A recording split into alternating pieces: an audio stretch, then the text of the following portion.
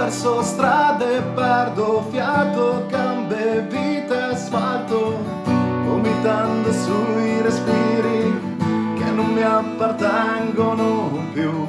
Le mie scarpe più pesanti, incollate a quelle impronte, esaurite dalle piogge che ora bagnano la notte. Le luci su di me si infrangono e creano immagini disposte su pozzanghere che non dissetano, animali come me che scappano, si muovono, si nutrono di aria in faccia.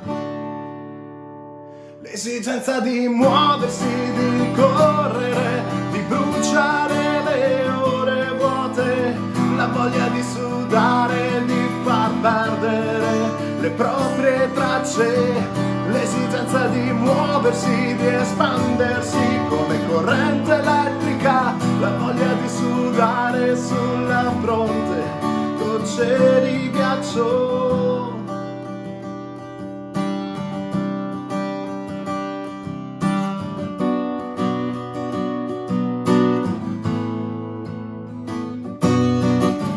Ho percorso universi persi dentro ai miei pensieri, ai momenti trascorsi oggi, a quelli che ho vissuto ieri. Le gambe vanno da sole, il sole si nasconde dietro nuvole che ora è tardi, non si sposteranno e pioverà. Le voci intorno a me colorano, taglio risparsi nei discorsi che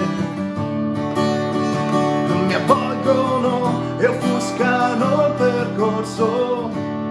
Li tengo un attimo con me e poi li libero, li dimentico.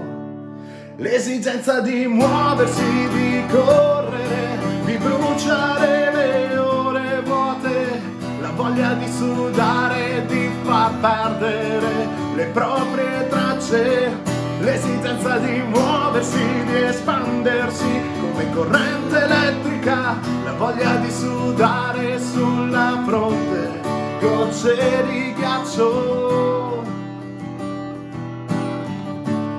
gocce di ghiaccio, gocce di ghiaccio.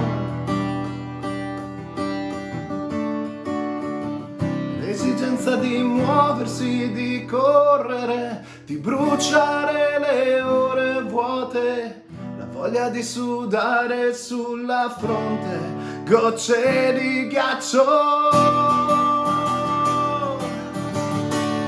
gocce di ghiaccio, gocce di ghiaccio. Ciao a tutti dai Grace and Chaos e da Gianluca, buon 25 aprile a tutti, ciao!